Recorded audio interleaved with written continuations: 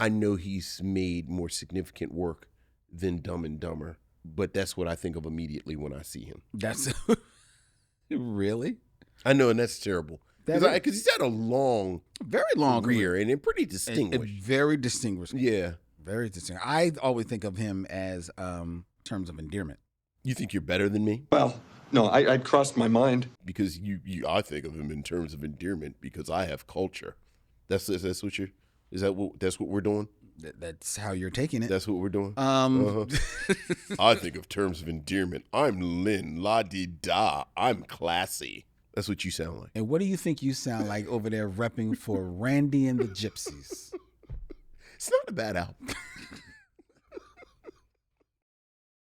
Young drunk.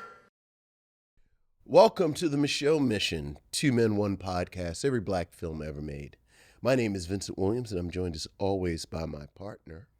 Hey, this is Len, a.k.a. Len. And tonight, as we close the month of November and our journey through love, we will end with Len's choice.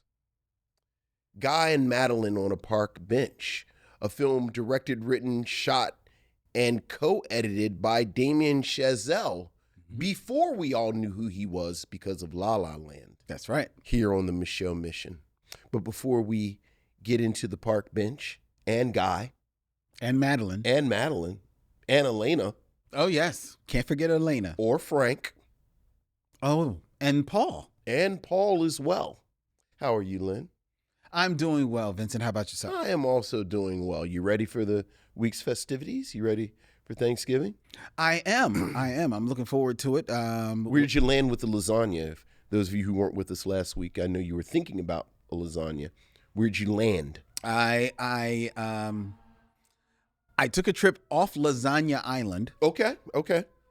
And I have landed on beef ribs. Okay. All right. That is actually what I'm going to be making for the holidays. Got about 4 slabs of beef ribs. Okay. And you've made them before? No. Okay. All right. No. So it's going to be my first. You're going right to the Super Bowl. Like not a practice run or just new dishes at Thanksgiving, huh? Well, no, I'm actually going to make 1 slab of ribs tomorrow. Okay. So you'll have a dress rehearsal. Right. So I'm going to have a dress rehearsal tomorrow because my daughter is coming in town with her family, and they'll be my guinea pigs. Absolutely. For that. Absolutely. And then, based on that, then I'll... Right. Daughter might have to put her hand on your shoulder and say, Dad, we should talk. Well... I don't know if she'll be putting her hands on my shoulders. I love my daughter dearly, but I think sometime last year we went over to hers house in Pittsburgh, and she was making dinner, and I had to put my hand on her shoulder. Oh no! No! I don't want to hear any more of that. It's like, love, I don't want to hear any more of this. I've got this. Oh no! So okay, but she will be making dessert. She's making brownies for Thanksgiving. Excellent. Yes, excellent. Good. How about you? What's up for you? We're doing the Williams family run around. We're going. My sister is having dinner, and Wendy's uncle is having dinner, and Team Williams is going back and forth and to and fro, and then we'll join up at the end of the day. That'll be nice. Yeah, I'm looking forward to that. Yeah, and we hope that you will be exercising safety and caution, but enjoying your holiday this year, missionaries. That's right. If you celebrate, have a wonderful Thanksgiving. And if you don't, have a wonderful day off, hopefully. Yes. Well, I think most people have that Thursday off. I mean, hopefully. What? You're right. Yeah. Leave it at hopefully. We worldwide, dog. That worldwide. Yeah, so That's right. Speaking of the world is in mourning once again as we come to the mission with heavy hearts. The passing of reggae legend Jimmy Cliff.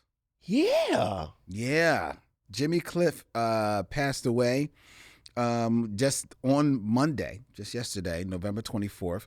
He is considered, widely considered, one of Jamaica's most celebrated musicians, and has been credited with helping to popularize reggae music internationally. At the time of his death, he was the only living reggae musician to hold the Order of Merit, the highest honor that can be granted by the Jamaican government for achievements in arts and sciences. He has been nominated for a Grammy Award 7 times, winning twice.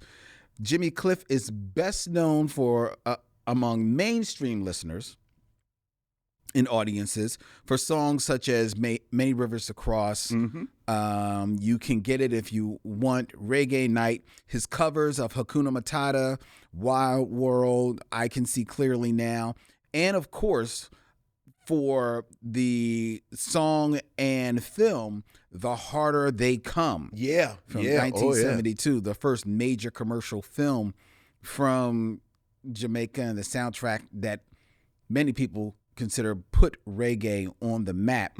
Cliff was one of 5 performers inducted into the Rock and Roll Hall of Fame in 2010, and is one of only 2 Jamaicans in the Hall of Fame, the other being, of course, Bob Marley. Really? Yeah. Sly and Robbie aren't in the Hall of Fame? Not in the Rock and Roll Hall of Fame. Are Sly and Robbie Jamaican? I know I'm taking this off track immediately, but that's... Which is you are want to do. I believe they are Jamaican, though. How are Sly and Robbie not in the Rock and Roll? Well, I mean... you know what? Because did their music really cross over into... I mean, I just thought as producers...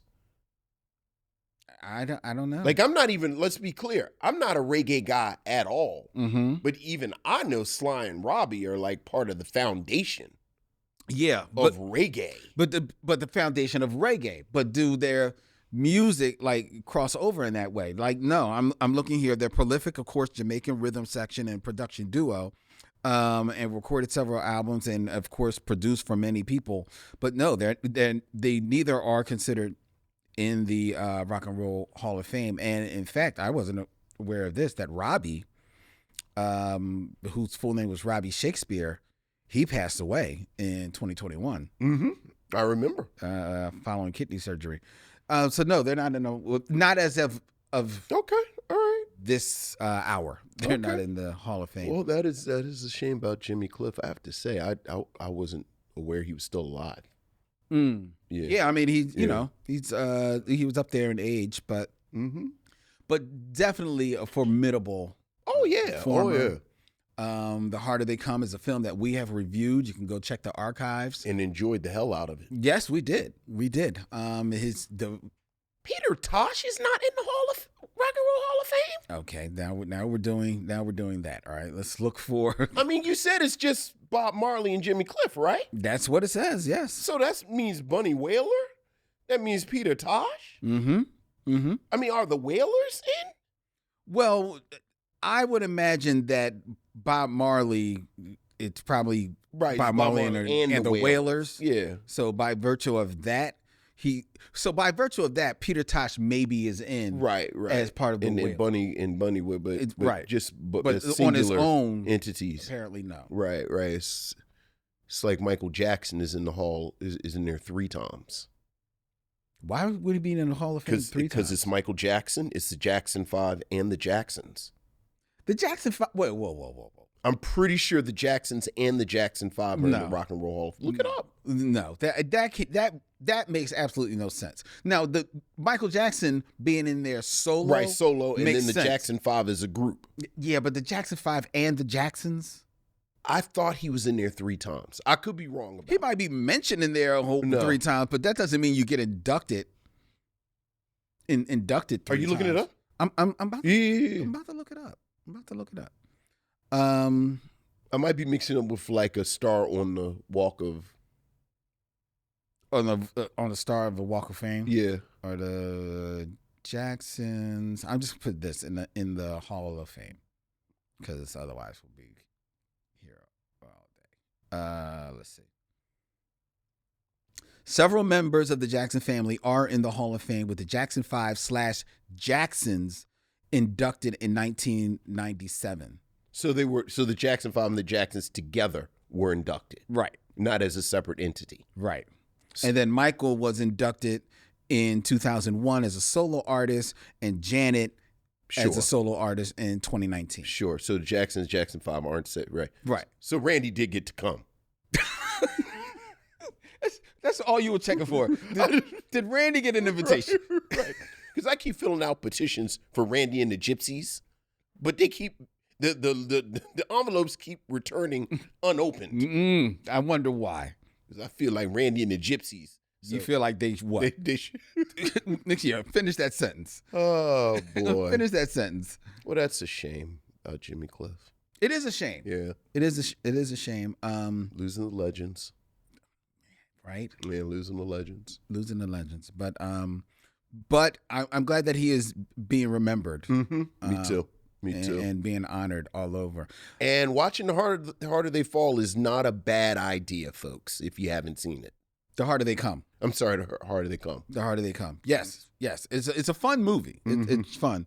I'm actually noting here, we got a note from a listener that Sly and Robbie, because they are producers, that's probably why they haven't been elected into the Rock and Roll Hall of Fame, because they mostly produce Jamaican, reggae music. Sure. And that Peter Tosh separated from the Wailers decades ago. So perhaps maybe he is not in with the Wailers. Well, then he should certainly be in by himself. But again, did his music cross over like that? I think so. You say that, but like not every great. Okay, well, let me ask you this. Well, let me say this. It's sort of like my sports thing. Like if I know about a sports figure, this figure has clearly crossed over into the public consciousness. Okay. I am not a reggae guy at all. Mm-hmm. So like if I know about you, you have clearly crossed over into sort of public knowledge, public. I hear you. And if there is a Black Music Hall of Fame, I hear your argument. But the rock and roll, I honestly. White people love reggae. And white baby boomers love reggae. Yeah, but white baby boomers and white people that love reggae, they don't dig but so far in the crates as reggae, especially when it comes to dishing out any type of acknowledgments of that nature that you're going to be in the Rock and Roll Hall of Fame. Okay, all right. So that's all. All right. That's all I'm saying. All right. I don't believe this. I love the Missionaries. Mm-hmm. Mm-hmm. No sooner have we started talking about, Thanksgiving. Yeah. And me making ribs. Yes. Then Robert Monroe Jr. Okay. has sent me a recipe for Coca-Cola marinated ribs with homemade barbecue sauce. Look, the group mind. I say it all the time. I am smart, but I am not nearly as smart as I appear. I just have access to this ambient group mind that I pull from. Much like Plurbius. Now we're back to Plurbius. Which is a little creepier than... It's a lot creepier. But yeah. It's a lot creepier. There you go. Coca-Cola ribs. And we didn't bring up Plurbius here on the show. That was before the show. That was before the show. Yeah. So you're making a reference that it's just an ongoing stream of consciousness. It's a shame about Jimmy Cliff.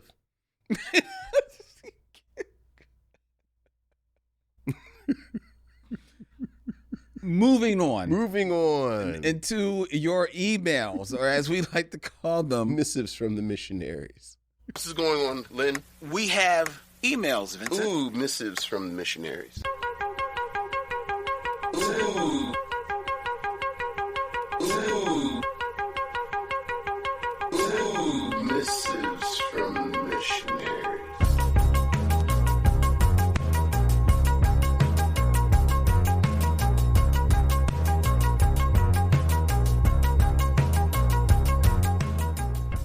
All right, Vincent, we have an email from Nicole Court. Hey, what's up, Nicole? Greetings to Len, Vincent, missionaries. When I heard you guys were reviewing a sleeper and underappreciated gem like Rye Lane, which we did recently, I was rom-com.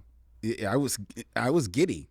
Rye Lane now ranks as the best black rom-com ever in my book. Yes, I said it. And I said it too, Nicole. He did. I said it too. He did. Yes, it is. Usurped Love Jones. How I describe Rye Lane is whimsy and colorful. I am at the age now where I am seeking black whimsy in media, and this movie gave me just that. I want to talk briefly about Rain Allen Miller, the writer-director of Rye Lane. Yeah. What Spike Lee and Martin Scorsese are to New York City is what Rain Allen Miller is to Peckham and Brixton, South London. It is a love letter to South London. Can't wait to see what she has in store next. All the best, Nicole. I 100% agree. And I want her to make more movies. She has a short film that I'm trying to find about her. You also, I think, set in South London. But I 100% agree. Yeah, and she has said in interviews like that's her mission. Yeah, like to show this area. I want to go back to London and go to South and go there, yeah, right? Like that's the London I want to see. That's the London I want to see. That's the London I want to go to. Like I've never been to London, but when I go, that's where I want to go. I went and I didn't see any of that. Because you didn't know of it? I didn't know of it. But now you want to go right, back? right. Yeah. Right. All right. So thank you, Nicole. We have an email from Ellis Heron. Hey, what's up, Ellis? Hey, fellas, your review on Disappearing Acts took me back. I have to agree that I was thinking about the age gap between Wesley Snipes and Sanaa Lathan as well. However, it was made even weirder when I was also thinking about the fact that they played mother and son 2 years prior in Blade. Oh, that's right. They sure right did. I forgot about that. She plays his mother. She does. That does make it a little, ooh. Oh, that's really gross.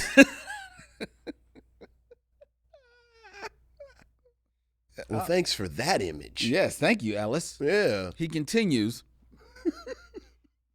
Rye Lane was a very pleasant surprise. After I saw it, I knew it would be a great date movie for my wife and I. At first, she looked like she was just going along for the ride with the film.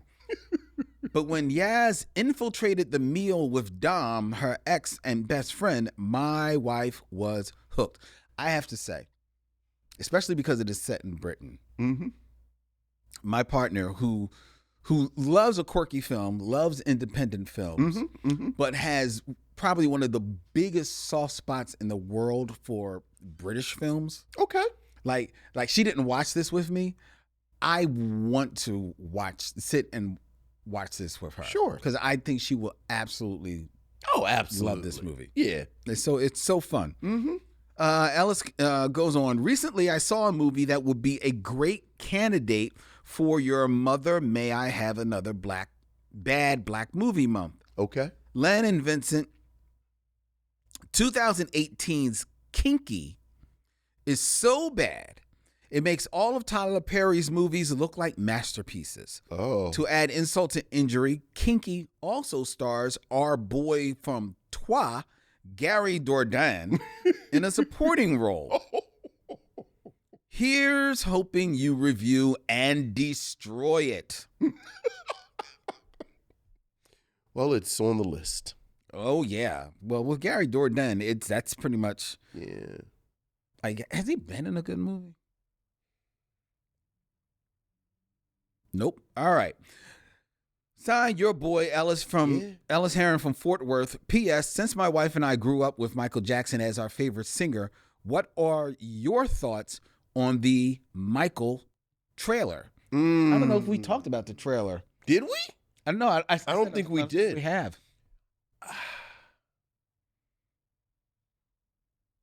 I am cautiously optimistic that it will be entertaining. I think the fact that the Jackson family is so involved, much like the Eddie Murphy documentary that we talked about last week, I don't expect any type of actual insight or exploration of Michael Jackson for real. Right. But much like Eddie Murphy, I don't know how much I need it from a fictional account. Okay. Like, I think there is enough, and we touched on this a bit when we talked about This Is It, and Michael Jackson as this kind of cultural figure. I think there is enough material. Or, did you see Michael, the musical? Did you see the musical? Yes, I did. Right. I did. So kind of like what they did with the musical. Like, there is enough iconography with the Jackson 5. There's enough from that period that my friend Cliff talks about when all the brothers are the same height. Like, we were just talking about Randy, but like that pocket where like Jermaine had a perm and Randy would be on the bongos and they're all the same height, like that kind of the 70s. That dancing machine. Yeah. Like, you can do that. Quietly, I think you can do 10 minutes of the Jacksons' Can You Feel It? Obviously, you got to do Thriller, period. And then, when he had the silk perm wig, The Way You Make Me Feel, Remember the Time? I'll take 2 hours of a fairy tale and then going about my life. And God knows Jafar looks like him. That's the one thing I will say. Right. That boy looked like, well, he looks like he's been studying his uncle his entire life. He looks like he's been studying his uncle his entire life. He looks very, very good in the role, right? That and the fact that Antoine Fuqua is the director of it. Yeah. That's what makes me feel that, okay, this might say something. You're right. The family being so involved makes me think that it ain't going to dig but so deep. Right. And whatever deepness is going to be there is things that are either old or have already been litigated to a degree, right, based on the news or their biography from years ago. Right. So rehashing of some of that type of stuff. So I'm looking forward to it in that level. I'm also looking forward to it in a bit as a not much of a betting man, but a little bit of a betting man, because I got to bet with somebody that this movie is going to make north of $700 million worldwide. I think you're a dummy if you take that bet from you. I think it's going to make $1 billion. Well, shh. Yeah. Well, the bet's made, so I don't have to worry about it. Yeah, I think it's going to make I think just pure racism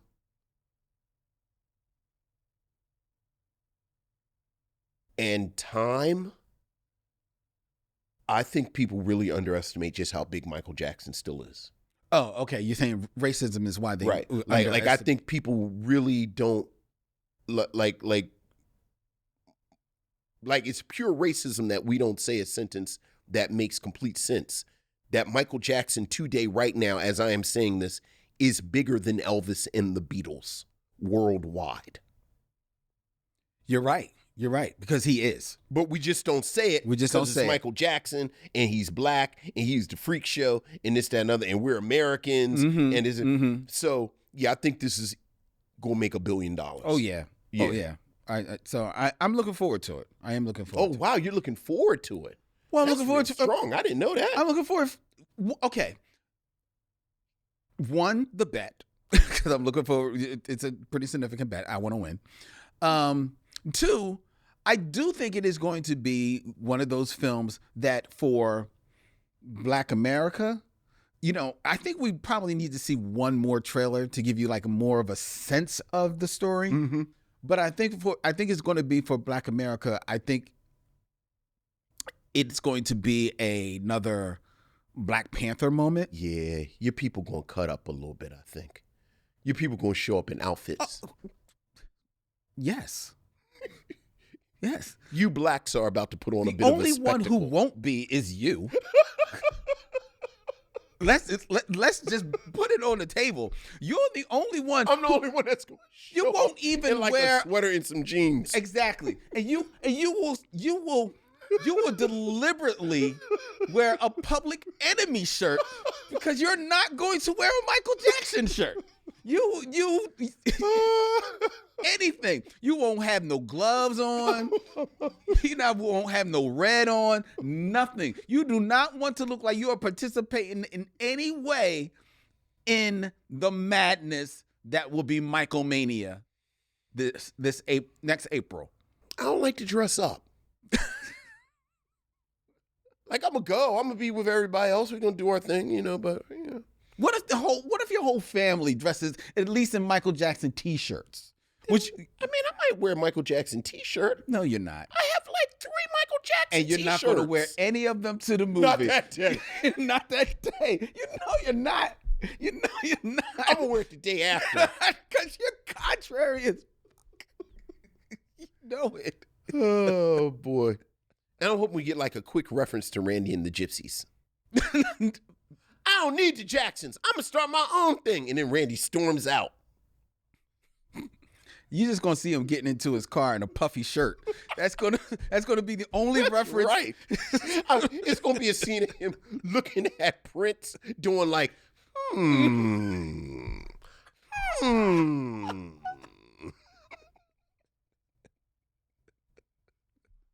that'll be it. And that'll be it. That'll be it. And then I'll point at the screen and say, "That's Randy and the Gypsies." That's for me. That's what you're gonna say. Right. That's why I got on my puffy shirt. That's why don't you wear a puffy shirt? I might rep Randy and the Gypsies. Please, Wendy. Please. I'm gonna wear Randy's and the Gypsies t-shirt. I'm gonna go on TeePublic as soon as this is over. I bet they got Randy. I'm gonna wear Randy and the Gypsies t-shirt. If they don't, I'll get one made for That's you. right. I will get you a custom made That's right. Randy and the There's a Gypsies picture of t-shirt. Randy and all the Gypsies. Look like Kirkland Brand, Prince in the Revolution. Like, is that Prince in the Revolution? No. That's Randy. Randy and the Gypsies. Randy and the Gypsies. Yeah, all right. Randy and the Gypsies. It's not a bad album. It's not a bad album. It's not a bad album. Like, I'm making jokes. It's actually a pretty solid album. Just trying to justify your purchase. I'm moving on. Okay, moving on. We got one last email from Michael Lockett. Mm-hmm. Hey, what's up, Michael? Len, Vince, fellow missionaries, let me start with a quick thankfulness for you two and the show you've brought to us all these years. Thank you. Oh, thank you. You're welcome. Thank you for tuning in, Michael. We appreciate it. Len, you rascal, you. Oh. You got me questioning my big talk about medicine for melancholy. If you remember. Yeah, I remember. Michael Lockett went on. Yeah, oh, yeah. This is the best rom-com ever. Oh, yeah. Michael continues. Rye Lane is some good-ish. Yes, it is. The whimsy, awkward, and just plain fails during this film are endearing. The ebb and flow of will they or won't they was very real and nice to see. Mm-hmm. As with most of the Black love films outside of Tyler Perry's, the actors gave outstanding portrayals. Rain Allen Miller got in her bag of let me try all the ish that has been swirling in my head and see if it works. Spoiler, it does. I will not give this the top spot, but it can definitely be 1A. Okay. Come on, Michael. You know. I was on a high when I stepped into the Wayback Machine, but then it crashed with me right next to you two as you reviewed Gang of Roses. Back from when we used to do Westerns. This is a terrible movie. Yeah, Gang of Roses is, yeah. It's not cool in its action. The dialogue is clunky. The acting is garbage, except for Stacey Dash, who was aight. Yes. I remember Stacey Dash was having a good time. The worst part, at least to me, was that it took itself seriously. If they had just leaned into the ridiculousness, they might have made something campy and lovable. My condolences to both of you and to us missionaries that there is a sequel. Yeah. There is? Oh, yeah. Seriously? I don't know if anyone from the first film is in the sequel, though. But there's definitely a sequel. So wait a minute. If no one from the first one... I don't know. I mean, you're holding the magic. Look it up. Look up Gang of Roses. The magic device. Yeah. Gang of... But there's definitely a sequel. Gang of Roses. Oops. Came out wrong. It's like the next generation. Now, Gang of Roses, for those who don't remember... Yeah. This lovely film that we reviewed not long ago was a 2003 Western that starred Monica Calhoun, Little Kim, Lisa Ray, Bobby Brown, Marie Medico, and Stacey Dash. Yeah. And it was a film that was shot in just 18 days. Yeah, and I think a cameo by Mario Van Peebles, because I think it's part of the Posse cinematic universe. Okay. There was a sequel called Gang of Roses 2, Next Generation. Yup, there it is. Boy, if you see Next Generation. Was anyone in it from the film? Now, this is from 2012. Uh-huh. So, the Next Generation stars in its cast Tiana Taylor. Wow. That must be early. Well, yeah. Kalita Smith. Oh. Okay. but then we go to Amber Rose. I'm sorry, I'm back to Kalita Smith dressed up like a cowboy. And Eureka Pratz. Okay. I don't know who that is. I don't know who that is. Amber Rose, I don't know for acting. Yeah. Tiana Taylor, Kalita Smith. Kalita Smith is Kalita Smith. Right. Obviously having a mortgage payment and was in Gang of Roses 2, Next Generation. Which was straight to video. So I don't know if it will be coming up on the mission that anytime soon. Does it say what the connection is to the gang at all? You're making me go back to it? Look, we're here. We're here. Okay. Bandits pursue 4 women who plot a robbery in a Mexican town. The connection is that the director is also in it. I'm Okay. All right. not going to go right. deeper into the Fair story Fair enough. to see. I thought maybe they had read about the Gang of Roses and were inspired. Would anybody be inspired by Gang of Roses? Look, I don't know if you want to be a lady cowboy. I'm going back to Michael Lockett's email. Okay. Vincent, like you, I have zero belief in the Academy of Motion Pictures and Sciences when it comes to black films or black leads or black directors. It's true. I don't. I fully expect the Academy to pull some movie out of their behinds that no one saw to be the best picture or best director, etc. Case in point, Emilia Perez from 2024. I have a completely left field take and question for you too, however. Okay. I have maintained for decades that people jump from Halloween to Christmas because Thanksgiving is a stepchild holiday. My hypothesis is that it gets treated the way it does because it lacks music. Okay. So if you two were music moguls and we're going to rebrand Thanksgiving and give it its just due, what musical artists would you call first to cut the first few Thanksgiving albums? All the best, Michael Lockett. Jasmine Sullivan. Jasmine Sullivan to do a Thanksgiving. Talk about Thanksgiving. Because Jasmine Sullivan can talk about family and the thankful, just the spirit of being thankful. Mm-hmm. I feel like she is witty enough that she could make a pretty funny song or witty song about macaroni and cheese. Mm-hmm. Something sweet potato pie. Mm-hmm. That's also kind of sexy. Jasmine Sullivan, final answer. Okay. I wouldn't have gone Jasmine Sullivan because in my mind, I'm thinking, all right, I want to get a musical artist that I think is going to give Thanksgiving its just due, which means that I'm thinking that they're going to create music that has more of a universal appeal. Okay. So I wouldn't go Jasmine Sullivan for that, even though Jasmine Sullivan is not a bad choice. Nothing against Jasmine Sullivan. Sure.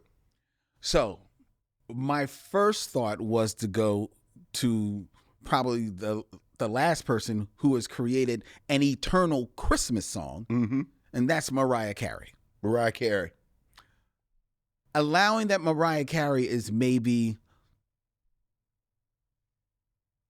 let's say, past her singing prime. Also, I think she's branded so much with Christmas.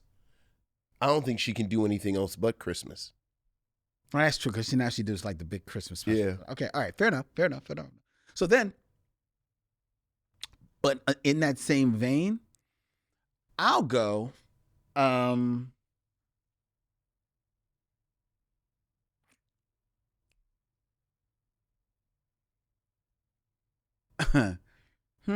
don't know. I don't know. Oh, hell. Beyonce. Beyonce is too glitzy and glittery for Thanksgiving. I think whoever does the Thanksgiving, I need to see them in a sweater. I don't see Beyonce in a sweater. I think if she got the deck presented to her, create a Thanksgiving song, Beyonce would put on a sweater because she is going to,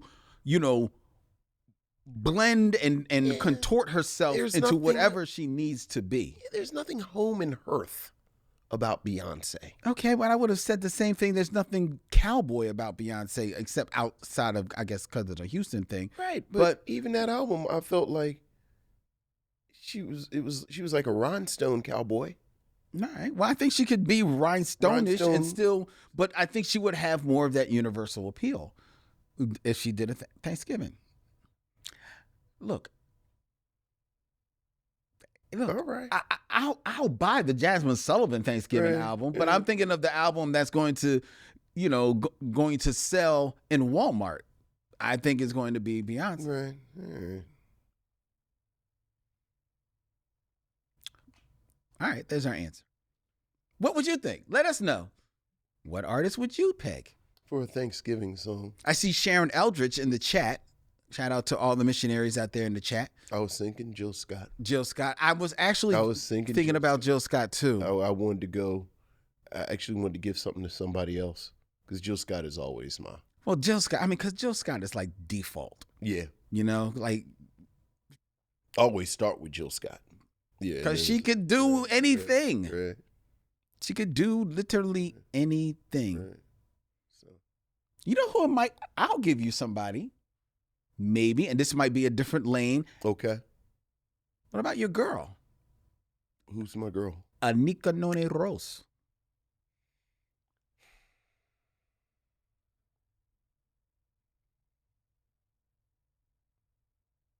I could see that. Mm-hmm. Because the Tiana has a lot of home hearth energy from The Princess and the Frog. Mm-hmm. So okay, I'll go along with that. Yeah. All right. There you go. All right. Well, that is our emails. If you want to share your thoughts with us, feel free. You can write us here at micheauxmission@gmail.com. That's MICHEAUX, MISSION @gmail.com. I didn't shout out everyone out there in the chat. Hello, missionaries. Good evening, one and all. thank you so very much for being loyal fans of the Mission, showing up every Tuesday night. Love it. Live at 7 p.m. as we stream from Young Junk, Philadelphia's premier video podcast palace. Everyone out there in the chat, I see people showing love for Randy and the Gypsies. It's not a bad album. Okay, they're showing love. I don't see anybody saying it's not a bad album. It's not a bad album. I think they're just recognizing that it exists. Look, obviously, Michael Jackson up top.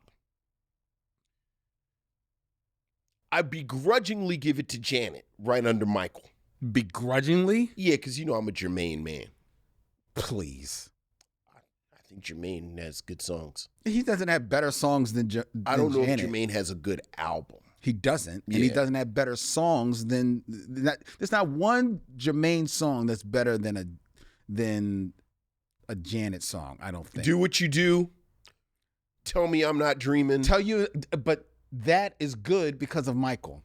I'll give you. I'll give you. Tell Me I'm Not Dreaming. But I think Do What You Do is better than a lot of Janet Jackson songs. Do What You Do. Like a lot of them. No. Do What You Do is the sensitivity of the Jackson 5. Do What You Do is better than Sensitivity. Oh, okay, it's better than Sensitivity, but it's still the sensitivity. It's don't you do what you do. It doesn't sound like that. That's how you sound imitating it. Yeah. I hate this. Let's Get Serious is not bad. Oh, please. Please. Please. You can't even say that with a straight face. Look at, what are you doing? Are you getting serious? I was getting serious. Is that what you're doing? Because Stevie Wonder comes in and he spells it. S-E-R-I-O-U-S. What did you just say? Stevie Wonder comes in and spells it. Oh, I thought you said he sells it. No. Because that's what gets the songs over it. I mean, it's a Stevie Wonder song, so. Yeah. Okay. Let's get serious. Randy and the Gypsies. Oh, God. Okay. What is the Randy and the Gypsies song that I need to check out? It's a great album. What's the album? I just saw somebody write it up. It's on Spotify. It might not be. It might not be because the machine is against Randy and they tried to suppress Randy and the Gypsies. Here we go. Here we go. Tell me what's the song? What's the song? I forget. I do. I was not ready for the Randy and the Gypsies. Because I do listen to the whole album when I listen to it. I remember they released something, but I don't remember what the single is anymore. Okay. Well, I don't know if this is the same. Oh no, this is. Is it on? Is it streaming? This is a different Randy Jackson. I'm looking up Randy Jackson to see if I see him. No, you got to look up Randy and the Gypsies, because he didn't need his last name to sell it. Okay. Let's look that up. I'm gonna do it on my own. Randy and the Gypsies. Mm-hmm. It's not a bad album. From 2009. Oh, that's not true. Well, maybe they must have re-released it. Maybe that's when it hit Spotify. Spotify said, "All right, just shut up. We put it on there, right?" Okay. I'm gonna read the titles. You tell me what's the hit. Perpetrators. Perpetrators was the lead single. It sure was. Okay. All right. Then there's Love Thang. Not bad. Love You Honey. Yeah, that's a good song. You Got a Lady. That is also a good song. The Love We Almost Had. Okay, I don't remember that. Gigolo. Gigolo's a good song. I Can't Wait. I'm pretty sure that's a good song. I Need You. Yeah, because I don't know, between I Can't Wait and I Need You, it seems like those are similar themes. And Not Because of Me. Not Because of Me. I don't remember Not Because of Me. It's not a bad album. Randy and the Gypsies is not a bad album. I'm gonna wear Randy and the Gypsies t-shirt when we go see Michael. I'm seeing in the chat somebody's showing love for Love You Honey. Yeah. So they're saying that is the song that that we have to check out. Mm-hmm. So that all right. Mm-hmm. Love You Honey. That is going to be I'll play that on the way home. I can't Okay. play it now All right. because I don't want the. That's right. I don't want. We don't want no smoke from I don't want no Randy and the copyright. Randy and the Gypsies legal representation. Like a lawyer walking here in a 3-piece suit and like a scarf around his head. And a dangly earring. With a parrot on it. Right. Right. Randy and the Gypsy. I'm looking at this dumb album cover. Randy said, I don't need y'all. I'm going to start my own band. Take these bongos with me. Look at this group. Oh my God. It's like everybody that like the time rejected.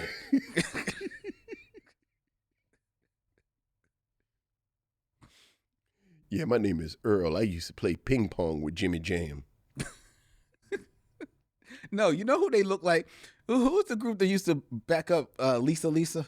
Cult Jam. Cult. They look like Cult Jam. They look like. Do they look like Cult Jam or do they look like Full Force? Because I think they look like Full Force. Yeah, you know what? They do look full force. They do look a little like half empty force. Right. Just enough force. Full Force without all the push-ups.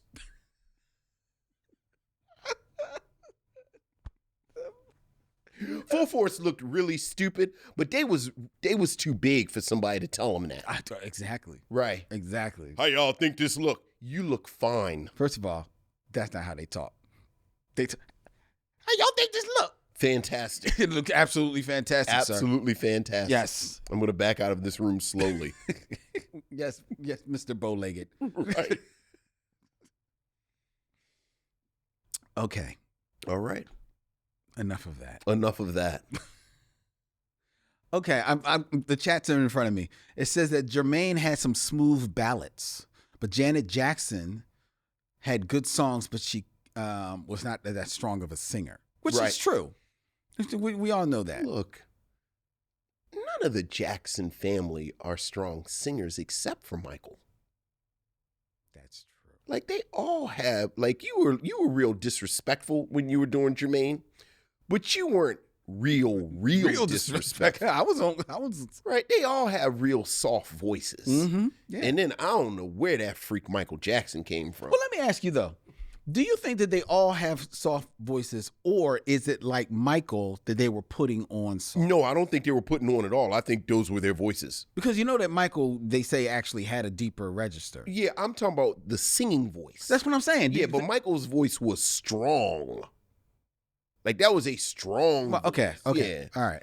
No. I mean, obviously, he was Right. He was the group. Like Jermaine clearly would have. Well, as we all know, he would have been the lead singer, except his younger brother was this freak of nature that had been touched by God. That's true. Which must have been frustrating.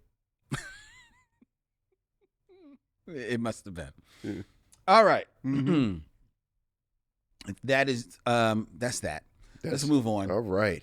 to the Game of Kings. That's right. 6 Degrees of D'Urville Martin. Someone who should have been in the Hall of Fame.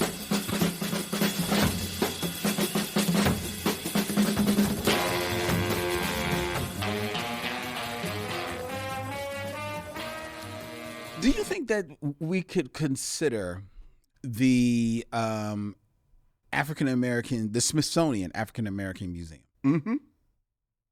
Do you think we could consider that, or should that be considered like a Black Culture Hall of Fame? Or should there be an independent Black Culture Hall of Fame? I mean, I'm sure. You mean just musically? No, I'm just saying for culture in general. I mean, sure.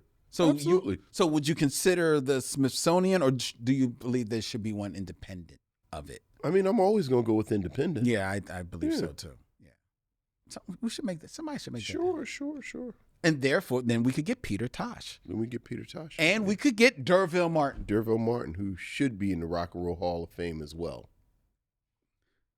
He should be in the Rock and Roll Hall of Fame. Look, the music of his mustache is enough. All right. 6 All Degrees right. of D'Urville Martin. I'm saving you from yourself. where I give Vincent 2 actors and he has 6 films or less to connect them to future Rock and Roll Hall of Fame inductee D'Urville Martin. Mm-hmm. Vincent, keeping in theme, we are going to be reviewing Guy and Madeline Sit on a Park Bench from 2009. Mm-hmm. A very independent film. Yes. By Damien Chazelle. In theme, I have actors of note, Okay. but who also starred in other independent films in 2009. Oh, okay. Okay? It's quite a needle you're threading. Yes, it is. So, in 6 films or less, Okay. connect D'Urville Martin to the star of the 2009 independent comedy drama Paper Man, Okay. Paperman. Mm-hmm. which is also known as Unlikely Hero, Yeah, of course. Jeff Daniels. Jeff Daniels. Yes. Now, Paper Man stars Jeff Daniels as a struggling writer who relies on a childhood imaginary friend to help him with his life decisions. Emma Stone plays a 17-year-old high school student who befriends him, and Ryan Reynolds is the imaginary Captain Excellent, who is Jeff Daniels' imaginary friend. Yeah. I think I'm thinking of Jeff Bridges. Jeff Daniels. Show me Jeff Daniels real quick. Make sure it is who I'm thinking about. Because if it is, this is actually pretty easy. It's pretty easy. Yeah. All right, let's go ahead and do this. Mm-hmm. D'Urville Martin is in Sheba Baby with Pam Grier. Pam Grier is in Jackie Brown. Yes, he is. With Samuel Jackson. Samuel Jackson, it's so funny because I just saw this clip because I'd forgotten he was in this because he played the supervisor of the mailroom that Tommy Davidson worked in. Mm-hmm. In the movie with not Mo Money, with Halle Berry, Strictly Business. Strictly Business. So he's in that with Tommy Davidson. Tommy Davidson is, and this might be wrong, or I'm not sure, either Ace Ventura or Ace Ventura 2. Tommy Davidson is probably, if he's in either one, is in Ace Ventura 2? Yeah, because I'm pretty sure he's not in number 1. With Jim Carrey. And then, of course, Jim Carrey is in both Dumb and Dumber and Dumb and Dumberer with Jeff Daniels. That's correct. And I feel bad because I know he's made more significant work than Dumb and Dumber, but that's what I think of immediately when I see him. That's really? I know, and that's terrible. Because he's had a very long career and pretty distinguished. And very distinguished. Yeah. Very distinguished. I always think of him as from Terms of Endearment. You think you're better than me? Because I think of him in terms of endearment because I have culture. That's what we're doing? That's how you're taking it. That's what we're doing? I think of terms of endearment. I'm Lynn, la-di-da. I'm classy. That's what you sound like. And what do you think you sound like over there repping for Randy and the Gypsies? It's not a bad album. Is that what your T-shirt's going to say? Randy and the Gypsies. It's not a bad album. It's not a bad album. All right. Very, very good, Vincent. All right. Moving on. In 6 films or less, connect D'Urville Martin to this star of another 2009 black comedy. Okay. Directed by Cheryl Hines. Okay. And that also starred Meg Ryan, Timothy Hutton, and Justin Long. Serious Moonlight. Okay. Kristen Bell. Kristen Bell. That's the problem with Kristen Bell. You mostly know her from television. And that's what I really love her for. Mm-hmm. Rightfully so. But the thing about Kristen Bell is that I do enjoy her work. And I actually like her, I think. And I was happy with her that she made a bazillion dollars. Mm-hmm. Because she's in Frozen Mm-hmm. with Idina Menzel. And then Idina Menzel is, of course, in Rent with her ex-husband, Taye Diggs. And Taye Diggs... Working backwards. ...has the world's worst Jamaican accent. I knew you were going to go there.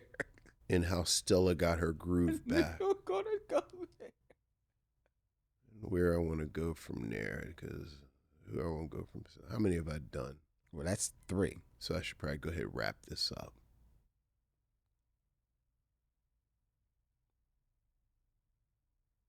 I'm going to try and go a little longer, and if I don't have enough, I'll come back. So she's in there with Whoopi Goldberg. Okay, that's where I would have went. Whoopi Goldberg is in The Color Purple with Margaret Avery. Mm-hmm. Margaret Avery is in Scott Joplin, The Scourge of Syphilis with Billy D. Williams. Mm. And then do I have one more? You got one more. Okay, well, that's all I need, because Billy D. Williams is in The Final Come Down with Derville Martin. Okay. All right, well done. Yeah, well, I could have gone Angela Bassett. Yeah, I thought you were going to go Angela Bassett and then get to... Malcolm X. Oh, see, I wasn't even thinking about Malcolm X. I was thinking of Vampire in Brooklyn to get to Eddie Murphy. Yeah, but then I have 2 more from Eddie, too, because I'd have to go Leonard Jackson. Yeah, but you...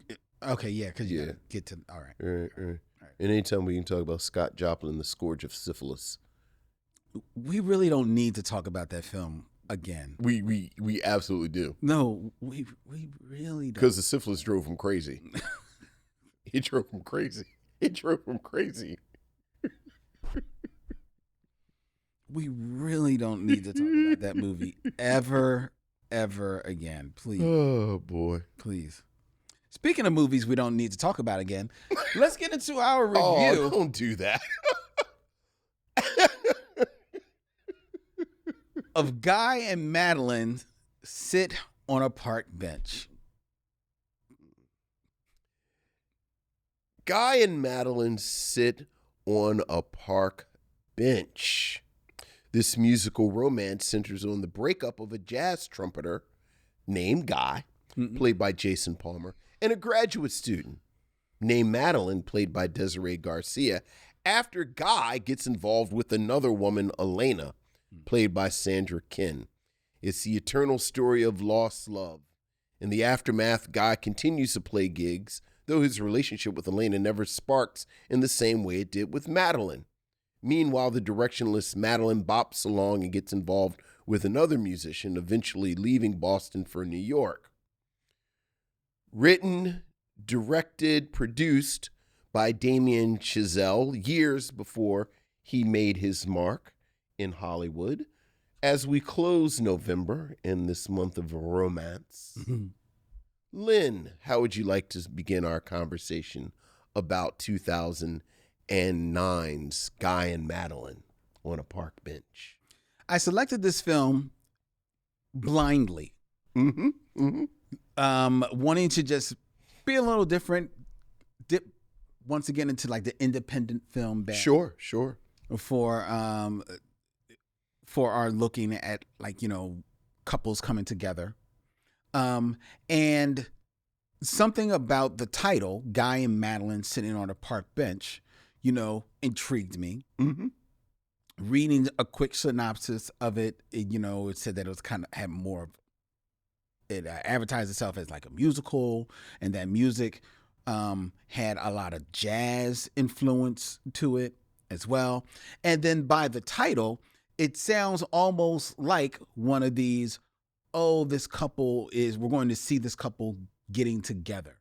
either over the course of a couple of days or maybe even over the course of a day, maybe even over the course of just sitting on this bench, which would have put it right in line with some of the films that we reviewed this month, Medicine for Melancholy and Ryan Lane. So I'm like, oh, this is perfect. So Blind. Damien Chazelle as the writer and director of this. I knew the name. I said that name sounds familiar. I think so it sounds like a name that I should know. But when I selected it, I didn't even look it up. I just said, okay, this sounds on point. And then when I did look up his name and saw that he had directed La La Land as well as Whiplash. Yeah. A film that I really enjoyed, Miles Teller and J.K. Simmons. I was like, oh, all right, great. And then seeing like this is his feature debut, it's like, oh, great. Get to see a feature debut of someone. Again, putting this in line with the films that we reviewed. Medicine for Melancholy being Barry Jenkins' debut. Sure. Rain Allen Miller's debut with Ryan Lane. I'm like, this is perfect. Yeah. So then I sat down to watch the film. And it's black and white, which means like, oh, okay, he's trying to be a little funky with it. There was something they did. First of all, thank you for reading that whole synopsis of the story. I thank you because without the synopsis of the story, you don't know what's going on in this movie. Because it is only through the synopsis that you even really learn that the lead character's name is Guy. You see it written on paper someplace in the movie, but that's at least an hour into the movie. Yeah, of an hour and 22-minute movie. Right. He barely mentions his name. He barely speaks in the movie. And the black and white photography of this film, more often than not in the year 2000s when people are doing black and white, is intentional. It's because it's something that they want to show, right? With by using no color, right? And the crazy thing about is when you strip the color, if done correctly, you can kind of set your film in a place, in a time. Yes. None of that is apparent here on this screen. Yeah. You get really no sense of place. This film takes place in Boston. Yep. I only learned that because someone says it's in Boston. Someone actually says it. Yes. Other than that, keep talking. You don't get a sense of that at all. I might not even have to talk. Go ahead. The film is told in these extreme close-ups. And I mean extreme close-ups. There are many times where it is nothing but a nose and an eye filling the screen. And yet the whole scene is going on. Like you hear stuff going on in around this person. The script, such as it seems to be almost non-existent. There is this couple that you're introduced to, Guy and Madeline, at the beginning of the film, apparently break up. Right. You're not sure. They leave the film, it says they sit on a park bench. They sit on that park bench at the beginning of the film, and then they immediately get up and leave. Yes. They never return to the park bench. Right. And you don't even really see them conversing or doing anything on the park bench. It seems to be that's where the desolation of their relationship happened. And from there, you kind of through context clues grasp that, oh, they're not together. Oh, they're moving on with their life. Oh, they're meeting other people. Oh, he is a trumpeter. Oh, he plays in a band, and he seems to be good at the trumpet. And truth be told, the lead actor is a jazz musician. Yes. So, that's real. That's really him playing. Oh, Madeline seems to be going on all these other dates with people and seems to not be faring too well or with the dates or fumfering through life. I'm only getting that through context clues. Mm-hmm. There is no true story that is telling me any of this. There is no real script that is telling me this. And then Damien Chazelle, in the experimental part of this film, has, from time to time, has a musical number break out in the movie. Sure. Okay. He's trying to experiment. He's trying to bring the vibe of the old Warner Brothers, MGM musicals where a story will be going along and people will just break out in song for no reason. Mm-hmm. And he's trying to bring that to life in an independent film type of vibe. Right. The failing here is that in those musicals, which know decidedly that they are musicals, first and foremost, that is the mission statement. Those set pieces that would spring out of nowhere were indeed set pieces. Right. So they were the spectacle that got you in, put your butt in the seats. And the songs in some way would either move the plot along or give you some insight into what the character was feeling, what was going on at that moment. As opposed to these songs, which spring out of nowhere. Okay, he's got that right. But they're not true set pieces. They're just more often than not the Madeline character just meandering around in a restaurant or in a park or something like that. She's whispering her lyrics. So if it's moving the plot or her character forward in any way, I don't know. Right. Because I can't tell what's going on. And they have no type of energy at all. Yeah. They are as lifeless as everything else is on this screen. Yeah. The actors, I'm not going to knock the actors because a lot of them aren't actors. Sure. You know, and what you learn in the backstory is that while this is his feature film debut, this was also the film that he was planning to do as part of like his thesis. It's a student film. It's a student film. Yeah. Right? But even as a student film, someone who is going to school for filmmaking, so this is not somebody that's going to school for pottery and said, oh, I want to make a film. Sure. He's going to school for filmmaking. In doing that, you want to see some level of craft in the direction, in the storytelling, and in the writing. Right. And in the editing. And I say all of that because he has his hand on all of them.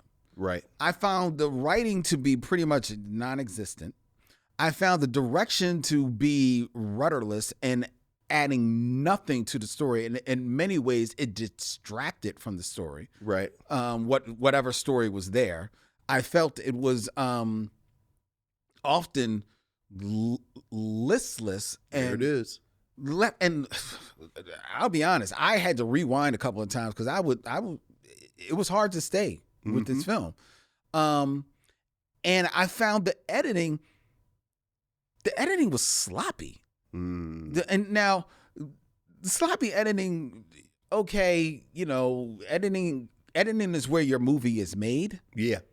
But I can go sloppy editing if you're trying to do something here, you know, because at the end of the day, the scenes as they are staged should still be telling the story. The staging here is non-existent. And my one note as I was watching this, and I didn't bring out the book because it really is the one note. I don't care about any of these characters. Yeah. I don't care about Guy. I don't care. You're not giving any true sense of why he broke up with Madeline. So I don't care what he's going through in the relationship that he seemingly jumps right into with Elena. I don't know what's Madeline deal, why she seems to be a little rudderless in life. And then the Elena character, she comes up as like Guy's girlfriend. but she might as well be like the lead in the movie, because we're introduced her in a weird way. She's flirting with this guy that she sees juggling on the street. Yeah. Openly flirting with him, asking him out. Yeah. And then in the next scene, she sees Guy on the train, and all of a sudden they're in a relationship. Yeah. I don't know what happened to the juggler. Yeah. I don't know how they, without sending any words, all of a sudden there was this electricity between them. Yeah. I mean, perhaps the electricity accounts for the nappy afro that Guy wears throughout this film. Yeah. But other than that, there's no electricity that I see in this movie. Yeah. And as I'm watching this film, it made me want to go and, all right, let me find out a little bit about Damien Chazelle, where he comes from. Had a pretty much good upbringing. Yeah, you know, Catholic boy. Mm-hmm. Seemed to come from a full childhood. I think his dad's a Princeton prof. Right, Yeah. right. Goes to Ivy League school. Yeah. You know, he's got it. You know, he's got a leg up on life. Yes. Let's put it this way. Comfortable background. Right. And it is that comfortable background and here's the word, privilege that gives him, that he can just put this out there because, damn, we'll put this film out here. And I'm reading the reviews of this film and people are slurping this stuff up. They are fully engulfed around Damien Chazelle for this film. Yeah. And I'm like, are you serious? Are you seriously telling me that this is happening? Barry Jenkins Barry Jenkins, who historically and is made known, he came through a rough time as a child. But his first feature film knocks it out the park. It had to. It had to. He had no choice but to do that because it was do or die. Right. It was do or die. Right. You know, like Jamie Foxx said about Eddie Murphy, like when he was skinny, Barry Jenkins did Medicine for Malachi. That's skinny Barry Jenkins. Look, skinny Rain Allen Miller. Boom. Rye Lane. You had to.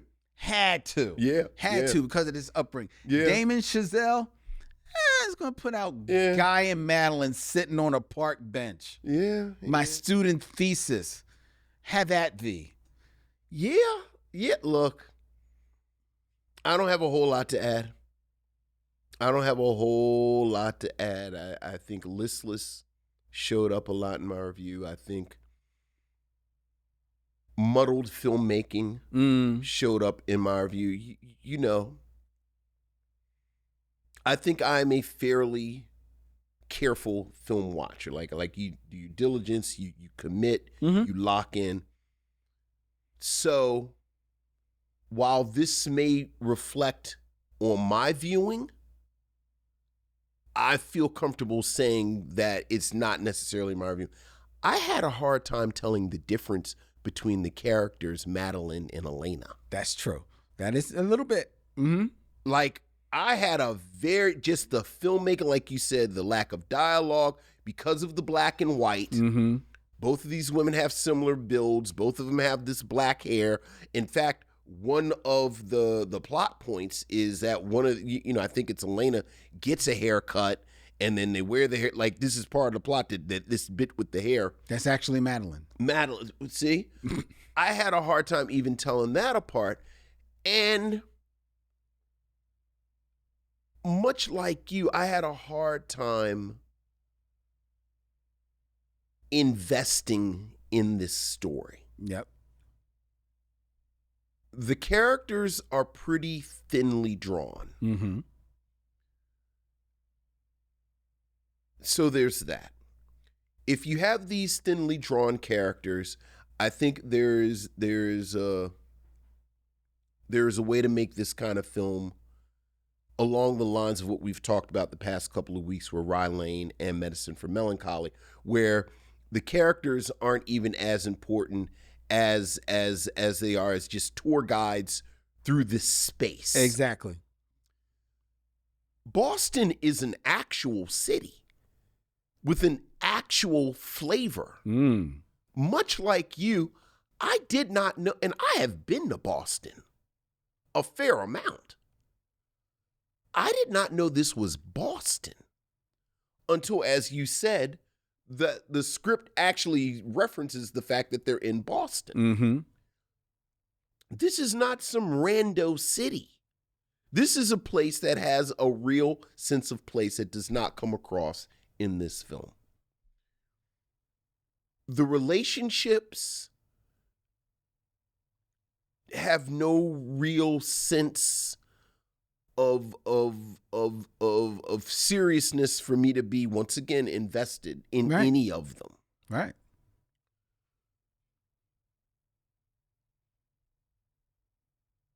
As the set pieces go, and I feel a little bad saying what I'm about to say because you did get the sense that Damien Chazelle kind of tapped his resources, found people around him.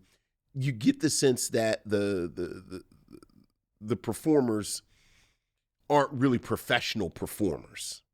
But much like you said with the set piece being a set piece, what you are telling me is we are going to stop the flow of this narrative to highlight this talent. There is no talent in this film that seemed to justify a highlight. No, I will say there was at least one moment. Which moment? The tap dancers. There was not one thing about the tap dancers that moved me in the least. I don't think it moves me, but I can recognize that they seem talented. Like every one of them, they're way more talented than I am at tap dancing. But as far as this is a set piece, and now we're going to have some tap dancers. Okay, all right. I thought the guy and the girl. I mean, you know, these seem like Damien Chazelle's friends. They did, but like I don't know how much people. It didn't seem like people went out for this role, and it was a room full of tap dancers. No, but true. But I think that and like I left 15 bodies behind me, and I'm the one that emerged from the room triumphant. I thought that guy, and then he reluctantly gets the girl to tap dance. I thought that they weren't bad tap dancers. Right. I felt like the film was way more impressed with itself. Oh yes. Than I thought it should have been. Like I'm all for young people being confident, but at the same time, much like you, I did get the sense this is someone who has been sponsored and shown approval his whole life. And there's that. And then, you know, this is a Micheaux mission. You know, the reason the reason we are talking about this is because this main character Guy is black. And I have to say the real irony is that I did not see Whiplash. I did not see La La Land, but I read about them extensively and read about the think pieces. And there was this sort of ambient, we want to have black music without black people. You know, it's like these movies are about jazz but there's like a real lack of black people in them. And you know, that kind of always rubs me the wrong way generally. But I have to say, watching this film where a black man plays the lead, but like there's nothing about him at all that and there are moments where it seems like there's a moment where his family comes to visit. There's opportunities, and he you know, one of the better moments where this character Guy is oblivious that his girlfriend of 3 months, he's not going to introduce his family to them, and he never actually address it, and it seemed like a moment for her to say, is this because I'm not black? Is it because your family have a problem with? Is this, oh, no, not that at all. But it's just sort of slips away. And then there's a moment where he goes to chase after Madeline, and he's basically a crazed black man knocking on this door, talking about, where is she? You know, looking for this, because Madeline's white. Yes. Looking for this white woman. Yes. Guy is the only black person pretty much in the movie. Right. And it's like, well, I feel like this should warrant some different energy, and it doesn't. No. And I have to say, I think retroactively, I agree with Damien Chazelle. Like, we don't have to be involved in everything. Yeah, but you can take our music out of your mouth. No. Hey. That's fine. You can play some white jazz players. Okay. So I think I might be supportive of us not being involved. Involved in the works of Damien Chazelle. Yeah, like I'm good. It's sort of like the piece I made with Woody Allen.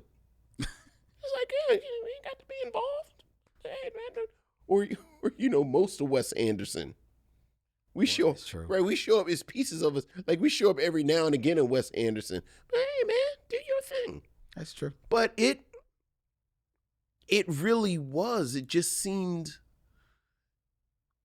It did not hold my attention as a story. No. It did not hold my attention as sort of an exploration of this urban space. It did not hold my attention as spectacle with the musical parts of it. And for a film that is only an hour and 22 minutes, it dragged. I know it drags a lot. It so drags. It drags, which is a shame. It really is a shame, and we've already touched on this a little bit, but if you're going to not invest that much into the characters, and by the bare bones script that is on display, it doesn't sound like he's investing that much into the characters, right? You said they're very thinly drawn. Right. And we're not talking about a film that is filled to the brim with characters. I mean, we pretty much are following Madeline, Guy, and by proxy of Guy, Elena, and that's it. They bounce into some people, but that's pretty much it. You're following them throughout the entire film. If you're not going to invest that much in them, then show me something. Show me Boston. Yeah. If you're going to be showing this music, if you've got this true trumpeter here, then let's showcase him a little bit. Like, let him blow for real. Let him really blow. Yeah. Like, pull that camera back and he's saying he's playing some gigs. Let's see the gigs. The one time we see him playing with one other person, it looks like they're in a broom closet. Where's the out all night footage? Exactly. Like, let's see these cats go. Right. Yeah. And let's see all of that, if for no other reason than you want to be a film director, then show me, bruh. Show me what you got. Show me what you are bringing to the table. Right. That is why we should care about what you're doing. Right. And none of that is on display in this film. Yeah. And despite Guy being a black lead on this, and I will say, it does not read as a black film. So no, I would not consider this a black film. It does not read as a black character. Well, that's the other thing. Like, you could have cut and pasted. Like, there's nothing. Nothing. Yeah. Absolutely. Absolutely. So no, so to answer that question, I would not consider this a black film. And to answer the other inevitable question, I would not recommend Guy and Madeline sit on a park bench. But you like Whiplash. I did like Whiplash. Yeah, I haven't seen Whiplash. I did like. Would you recommend Whiplash? I would recommend Whiplash. Okay. And I admittedly, I do have to see it again. But what I liked about Whiplash really was the back and forth between J.K. Simmons and Miles Teller. Sure. Because they are both actors whom I enjoy. And that film, J.K. Simmons was already an actor of note, but that's the one that really, like, that's the one that got him Oscar buzz. That's the one that people's like, "Ooh, he is This great." kid. Well, that's a testament to the direction then. So maybe he gets, I mean, not even maybe, he obviously gets better. It feels a little weird ragging on a kid's student film. Okay, fair enough. Fair enough. And you know what? I don't remember it being badly directed, so, and I enjoyed it. So, yeah, you're right. There's that. See, now you saying that it's a student film makes me feel bad. No, but I do have to, I hate to, I always hesitate to bring in people's biography, but I do think you're right. Like, I do get real kind of Lena Dunham energy off of this. Like that's a good one. That's a good pull, right? Like, everybody sort of fell out about him, and then you watch it, and you're like, is this what people are falling out over? Right. Exactly. But then you realize that these are individuals that have been sort of sponsored and pushed along and propped up their whole lives. Yeah. And then, as opposed to, I got to make this with 97 credit cards and my classmates from Morehouse. Right. And I did something in Nelson George's house to raise some money and friends. And then I made She's Gotta Have It because if this didn't work, this was it. That's right. And then, we make School Days, and if this don't work, this is it. Okay, now I've made 2 films. I got to make Do the Right Thing, but if this don't work, that's it. This is it. And it's like the 5th, 6th film where it's like, okay, I can breathe a little bit. And even then, I still got to call in favors to get Malcolm X made. Right. It's like, oh, I'm make medicine for melancholy. This don't work. So part of it is you don't feel that. Yeah. That fire. He ain't skinny. He ain't skinny. That's going to be the new one. He ain't skinny. Yeah. That's real talk. So I also would not recommend this film. I'm glad he improved, and I am curious about Whiplash.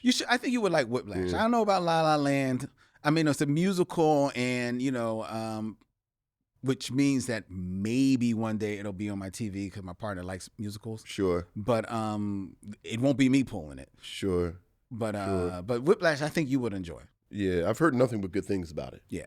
And I like J.K. Simmons a lot. And Miles Teller. I like Miles Teller. I like Miles Teller, but I like J.K. Simmons a lot. Right. So there you go. All right. That's our review of Guy and Madeline Sit on a Park Bench. Before we tell you what we're going to be reviewing next week, I want to just give you a quick programming note just to give you a jump ahead 4 weeks. That the Micheaux Mission will be taking the last 2 weeks of the year off. So after December 23rd, we are going to shut things down. We will return in January. We'll let you know about what that January date, but we're giving you a heads up right now. But we still do have a full month, 4 shows planned for you in December. All right. And all 4 shows will be coming to you live every Tuesday at 7 p.m. right here from Yunk Junk, Philadelphia's premier video podcast palace. If you want to book yourself in one of the fabulous studios that they have here, you can go to yunkjunk.com and make it so. You can also check out the Micheaux Mission, 2 men, 1 podcast, every black film ever made. Go to micheauxmission.com where you can find out all about our live events. You can find out all about our where you can find the podcast. Because you can find it wherever you find podcasts, Apple, Spotify, it doesn't matter. There's a podcast there. There's the Micheaux Mission, including YouTube, where you can subscribe, hit the bell, be notified of when we go live, and follow us. Follow the Micheaux Mission. All right? We know that a lot of people that listen to the show and watch the show are not subscribers to the show. Come on, become a missionary. One of us. Make it so. And if you really want to help the show, you can give us a 5-star rating and review wherever you check us out. And more importantly, you can tell a friend about the Micheaux Mission. Okay? We should probably talk about Patreon. I feel like we haven't talked about our Patreon. There's another way that you can support us. That is by joining Patreon. Patreon at Micheaux Mission, where for just $5 a month, you can help support the show as we build up into bigger and better things in 2026 and gain access to three exclusive podcasts just for our patrons. We just went up this week with Vincent and I sitting down on the Binge Lounge to review Guillermo del Toro's Frankenstein. Yeah. From 2025. That is really good, juicy review. You want to check that out. Next week, we'll be dropping another episode of Serial Killers, where Vincent and I will be giving you our origins as comic book collectors. That was actually a fun show as well. It was.